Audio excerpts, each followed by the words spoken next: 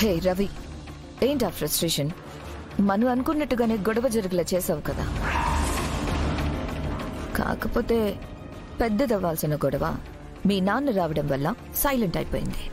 అంతేగాని గొడవకైతే full stop పడలేదు కదా. So don't worry. నేను టెన్షన్ పడేది అందుకు కాదు. మరి దేనికి? మా నాన్నకు విషయం తెలిసిపోయింది. నేను మీకు సపోర్టుగా వర్ధన్ ఫ్యామిలీపై కుట్రలు చేస్తున్నా అని తెలిసిపోయింది. No chance Ravi. ఎలా తెలుస్తుంది? శంకర్ గాని జండీర్ గాని చెప్పరు కదా. సో తెలిసే ఛాన్సే లేదు. లేదు మాయా, మా నాన్న కళ్ళల్లో నా మీద కోపం కాదు, ఎంత ద్రోహం చేస్తున్నావరా అనే అసహ్యం కనిపించింది. మా నాన్న కనుక నిజం తెలిస్తే నన్ను ప్రాణాలతో బతకనివ్వడు.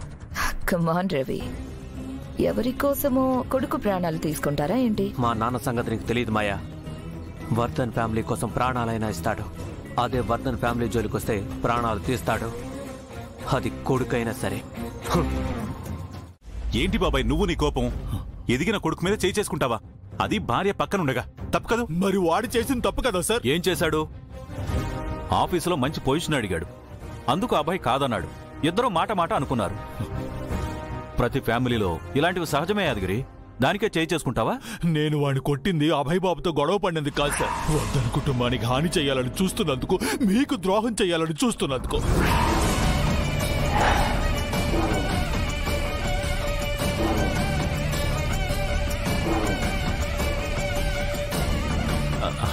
బాబాయ్, రవి ఏంటి వర్ధన్ కుటుంబానికి ద్రోహం చేయాలనుకోవడం ఏంటి? ఏం మాట్లాడుతున్నావు? అవునే యాదగిరి, నువ్వేదో పొరపాటు పడుతున్నావు. ఇంకా ఎందుకు సార్ నా దగ్గర నిజం దాస్తున్నారు? నాకంతా తెలుసు. నా కొడుకు పనికిరాని వాళ్ళ తయారయ్యాడు అనుకున్నాను గాని ఇలా తెన్నింటి వాసాలు లెక్క పెట్టేవాడు అవుతాడని అనుకోలేదు సార్. అనుకోలేదు.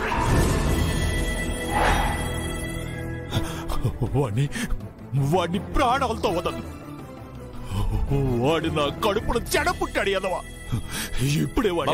యాదగిరి, ఇదిగో ఇలా ఆవేశపడతావని నీతో చెప్పలేదు. ఆవేశం కాదు సార్, ఆవేదన. వర్ధన కుటుంబానికి మేలు చేయాలనుకునేవాడిని నేను. కానీ వాడు బాబాయ్, ఈ విషయం అందరి ముందు బట్టబయలవ్వకూడదనే మేమిద్దరం ఇప్పటి వరకు కామ్గా ఉన్నాం. చూడు బాబాయ్, ఈ విషయం నీకు తెలుసన్న విషయం కూడా రవికి ఎట్టి పరిస్థితుల్లో తెలియకూడదు. ఎందుకంటే నీకు తెలీదు అనేంత వరకే రవి నీకు భయపడతాడు. నీకు తెలిసిందన్న మరుక్షణం నిన్ను కూడా ఎదిరిస్తాడు. అది గుర్తుపెట్టుకో. నాకెదురు చెప్తే ఏం జరుగుతుందో వాడికి తెలుసు సార్. వాడిని ఇప్పుడే అని చెయ్యాలి. బాబాయ్, ఇదే నీకు అర్థం కాంది. ఒక కొడుకు తండ్రికి తెలియకుండా సిగరెట్ కాలుస్తున్నాడు అంటే అది తండ్రి మీద కొడుకున్న గౌరవం, మర్యాద. ఆ విషయం తెలిసిన తండ్రి మనసులో ఉంచుకోకుండా వాడి మీద కేకలేస్తే రేపటి నుంచి ఏమవుద్ది? ఎలాగూ నాన్నకు తెలిసింది కదా, ఎదురుగుండా కాలిస్తే పోయేదే ఉందని అతని మీదుండే గౌరవం, మర్యాద పోతాయి. అలాగే ఇక్కడ రవి విషయం కూడా. ఈ విషయం నీకు తెలుసన్న విషయం అతనికి తెలియకూడదు. ఎందుకంటే ఇది నీ గౌరవ మర్యాదలకు సంబంధించింది. అక్కీ గురించి కూడా ఆలోచించాదు గిరి. తనకు నిజం తెలిస్తే తట్టుకోలేదు. అందుకే మేమిద్దరం మౌనంగా ఉన్నాం.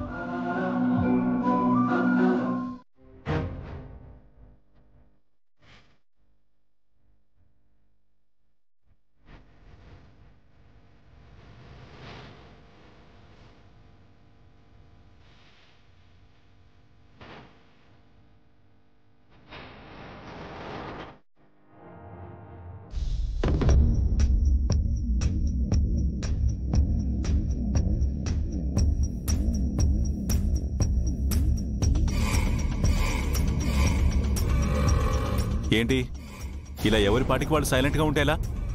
రవి, నువ్వు అబ్బాయితో అలా సెన్స్లెస్ గా మాట్లాడొచ్చా? తప్పు కదా. నువ్వేంటి అబ్బాయి, తన పట్ల నీకంత కోపం ఏంటి? తనెవరు? ఈ ఇంటి అల్లుడు, రెస్పెక్ట్ ఇవ్వాలి కదా. సారీ చెప్పు రవికి.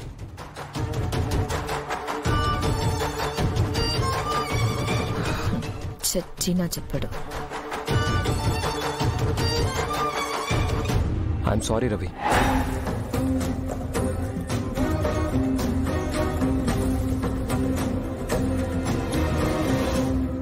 నేను రేజ్ అవ్వకుండా ఉండాల్సిందే. అభయ్ సారీ చెప్పాడు. ఇప్పుడు నేను ఎలా రియాక్ట్ అవ్వాలి? నీ సారీ అవసరం లేదని గొడవ పెడితే నో నో నో. అభయ్ బాబు సారీ చెప్పింది వినపడలేదా? దానికి సమాధానం చెప్పే సంస్కారం లేదా? It's okay. ఇట్స్ ఓకే ఏంట్రా? ఇట్స్ ఓకే ఏంటి? స్టైలా? నాసాగాకో చెప్పు. నేను కూడా సారీ. నేను అలా చేయకుండా ఉండాల్సిందే.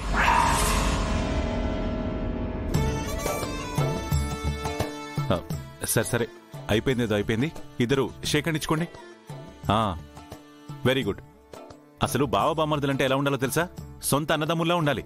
ఒకరికి కష్టం వస్తే ఇంకొకరు అండగా నిలవాలి. అంతేకాని ఒకరినొకరు ఇబ్బంది పెట్టుకునే పరిస్థితి ఎప్పుడు తెచ్చుకోకూడదు.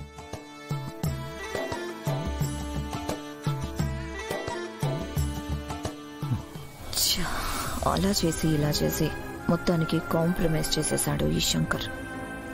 నీ తెలివిని మెచ్చుకోవాల్సిందే శంకర్. సరే సార్, నెక్స్ట్ ఇప్పుడు ఇంకెవరెవరికి సారీ చెప్పాలి? ఇంకెవరు? యాదగిరే రవికి చెప్పాలి.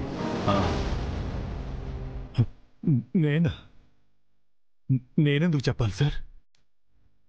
కొడుకును తండ్రి దండించకూడదా సార్? దండించొచ్చు, కానీ జెండే గారి క్వశ్చన్ ఏంటంటే మా ఇంటల నుండి మా ముందే ఎలా కొడతారు అని అడుగుతున్నారు. అంతే కదా సార్? అంతే శంకర్. కనీసం ఎందుకు కొట్టారో ఆన్సర్ చెప్పండి. మీ ఆన్సర్తోనే అన్ని క్లారిటీలు వస్తాయి.